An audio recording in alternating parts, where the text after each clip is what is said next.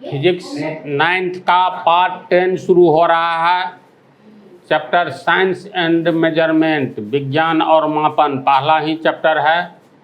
तो पार्ट 9 में तुम लोग को बतलाए थे आधारी राशि की संख्या 7 हो गई। कब से?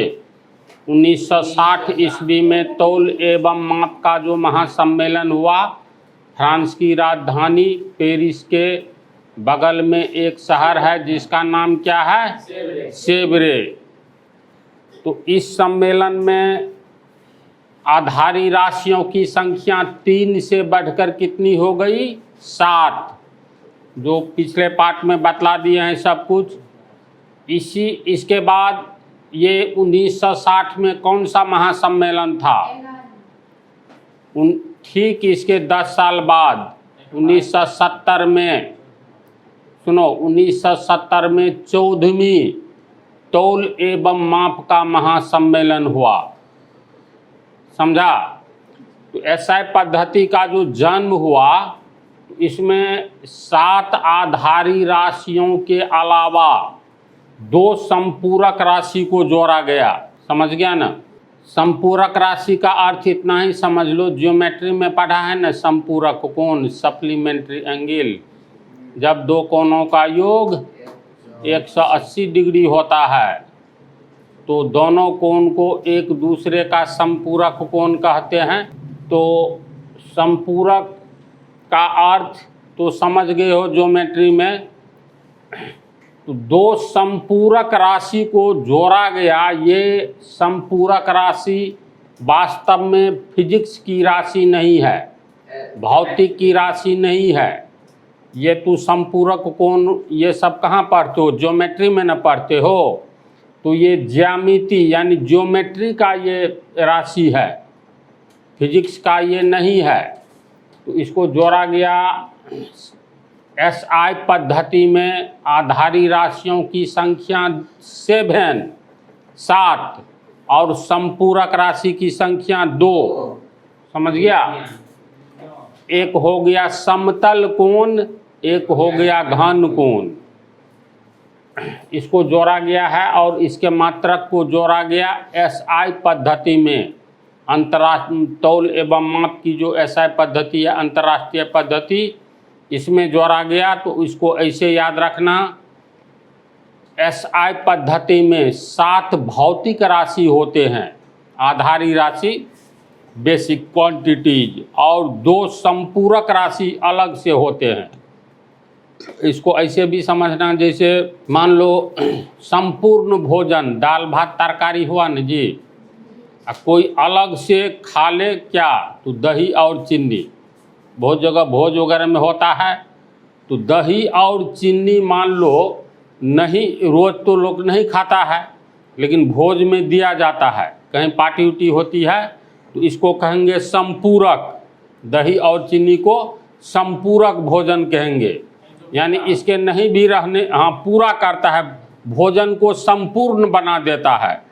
दाल भात तरकारी से पेट तो भर गया, इसके साथ और 4-5 आइटम तरुआ, विभिन्न तरह का, एक ही तरकारी नहीं कई तरकारी खा लिया, अब पेट गड़बड़ाएगा। तो इस संपूर्ण भोजन को पचाने के लिए चलो ऊपर से दही चीनी दे दो, तो अब समझा जाएगा, चलो हाँ संपूर्ण भोजन किए, यानी कुछ भी बाकी नहीं रहा। तो संपूरक राशि का यही हाल है। आधारी राशियों की संख्या 7, SI पद्धति में 7 मात्रक, 7 राशि, तो उसके 7 राशि के 7 मात्रक हो गए। अलग से 2 संपूरक राशि को जोड़ा गया जिसके मात्रक अलग होते हैं। किस में? तो 14वीं 1970 में 14वीं तौल एवं माप का जो महासम्मेलन हुआ, इसमें इस संपूरक राशि को जोड़ा गया। तो संपूरक राशि किसे कहते हैं एवं उसका SI मात्रक क्या है, इसको हम लिखते हैं। तू लोग उतारो और लिख करके पुनः एक बार समझा देते हैं। चलो देखो, मात्रकों, जैसे संपूरक राशि किसे कहते हैं, अगर यही क्वेश्चन पूछ दिया जाए तो मात्रकों की अंतर्राष्ट्रीय पद्धति, जिसको SI पद्धति कहते हैं, तो मात्रकों की अंतर्राष्ट्रीय पद्धति अर्थात SI पद्धति में ज्यामिति की दो निम्नलिखित राशियों एवं उनके मात्रकों को जोड़ा गया, जिसे संपूरक राशि कहा गया। ये भौतिक राशि नहीं है, याद रखना, फिजिकल क्वांटिटीज नहीं है। तो पहला हो गया समतल कोण, दूसरा हो गया घन कोण। In the international system of units, that is SI system, two following quantities of geometry and their units have been added, which is called supplementary units. पहला प्लेन एंगल समतल कोण, प्लेन एंगल घन कोण सॉलिड एंगल। तो इसको उतारो। संपूरक राशियां एवं उसके एसआई मात्रक। देखो दो ही राशि होती है संपूरक राशि में। पहला हो गया समतल कोण, ये दूसरा हो गया घन कोण, प्लेन एंगल और सॉलिड एंगल। एसआई मात्रक में इसको क्या, एसआई मात्रक यानी समतल कोण के लिए एसआई मात्रक हो गया रेडियन। जैसे लंबाई के लिए, लेंथ के लिए मीटर है ना, एसआई मात्रक समय के लिए सेकंड। तो समतल कोण का एसआई मात्रक याद रखना रेडियन। इसको संक्षेप में RAD लिखा जाएगा। जैसे एसआई मात्रक में मीटर के लिए स्मॉल m लिखा जाता है, कैपिटल M नहीं, स्मॉल। हाँ, उसी तरह से स्मॉल RAD ये सिंबल के रूप में लिखा जाएगा। और सॉलिड एंगल घन कोण का एसआई मात्रक हो गया स्टेरेडियन, इसका सिंबल SR होगा। समझ गया ना? तो लोग इसको उतारो और इसके बाद कुछ आवश्यक टॉपिक इसी पर जो आधारी राशि पढ़े हो कैसे हम लोग लिखेंगे ये बतलाते हैं।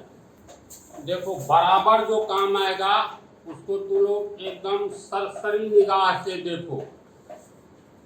मतलब ये जो यूनिट तुम लोग लिखोगे तो 5 किलोग्राम को कैसे लिखेंगे। उस सामान की खरीदारी किए तो मान लो उसका द्रव्यमान मास 5 किलोग्राम है, तो 5 किलोग्राम संक्षेप में ऐसे लिखना गलत है। समझ गया?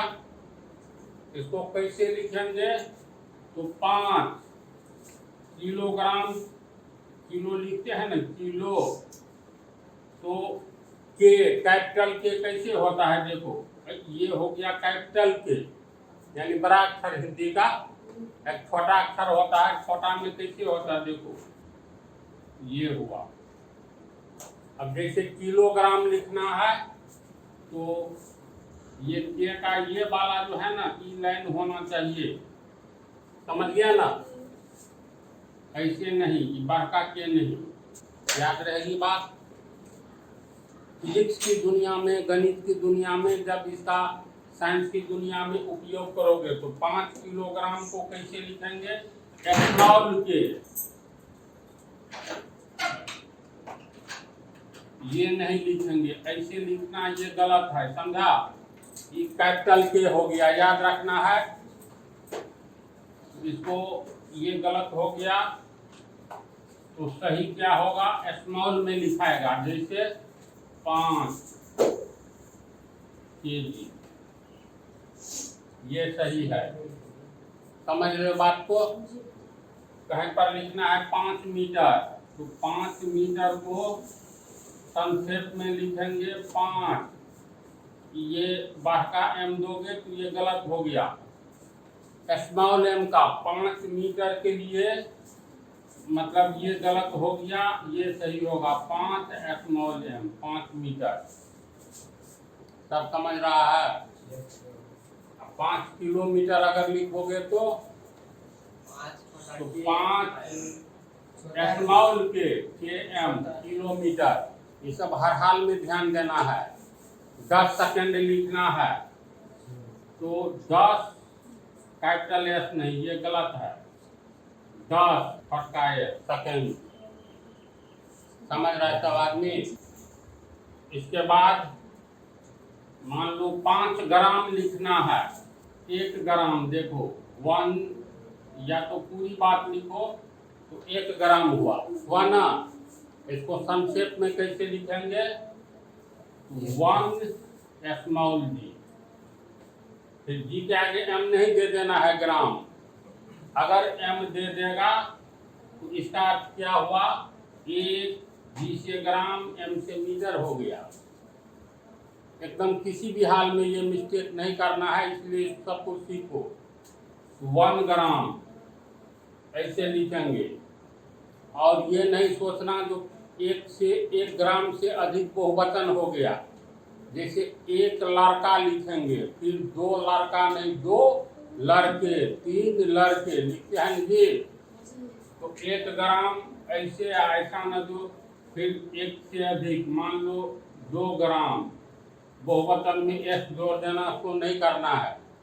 इसका मतलब हो गया जी से ग्राम, एस से सेकंड। समझ रहा है? इसको हम लिखने नहीं जा रहे हैं, खाली याद रखना है। अब किलोमीटर कैसे लिखोगे ये बतला दिए है ना। किलोमीटर, किलोग्राम कैसे लिखोगे, 6 किलोग्राम, स्मॉल केजी, किलोग्राम। समझ रहा है ना? तो इन बातों पर ध्यान देना है। इसके बाद एक बात और ध्यान दो, जैसे हिट चैप्टर तुम लोगों को अभी नहीं बतलाए हैं, लेकिन ताप या तापमान का SI मात्रक क्या होता है। तो ताप या तापमान का SI यूनिट केल्विन होता है। इसको संक्षेप में हम लोग कैसे व्यक्त करते हैं, सिर्फ कैसे। हाँ, आगे इसकी चर्चा होगी। कैपिटल, हाँ कैपिटल के होगा।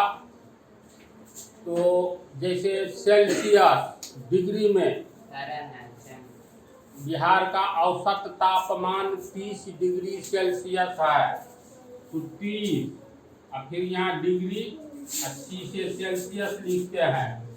किसी को बुखार है तो 102 डिग्री फ़ारेनहाइट बुखार है, तो 102 डिग्री F लिखते हैं।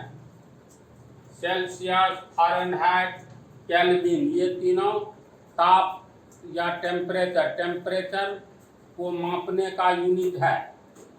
लेकिन इसमें सेल्सियस में अंक के ऊपर में डिग्री लिखा जाता है, लेकिन केल्विन में डिग्री नहीं लिखा जाता है। कहेंगे 30 केल्विन, ये केल्विन 30 के, ऐसा ना जो डिग्री दे देना। समझा? तो अभी जो बतलाए ये 1-2 बात को हमेशा के लिए याद रखना, और इसका उपयोग भयंकर रूप से होने जा रहा है। खास करके फिजिक्स में हर एक चैप्टर में इसका उपयोग है। साल पढ़ोगे तो मीटर प्रति सेकंड, तो मीटर प्रति सेकंड में कैपिटल M से मीटर ऐसे नहीं देना, ये 100% गलत हो गया। मीटर प्रति सेकंड, तो मीटर के लिए स्मॉल m प्रति स्मॉल s, मीटर प्रति सेकंड। समझ गया न? किलोग्राम तो बता ही दिए, स्मॉल के जी किलोग्राम। तो ये सब जो अभी बतला है इसको ध्यान रखो। और तुम लोग को अगले पार्ट में उपसर्ग के बारे में बतलाएंगे, मेगा, गीगा, टेरा, ये सब के बारे में बतलाना है।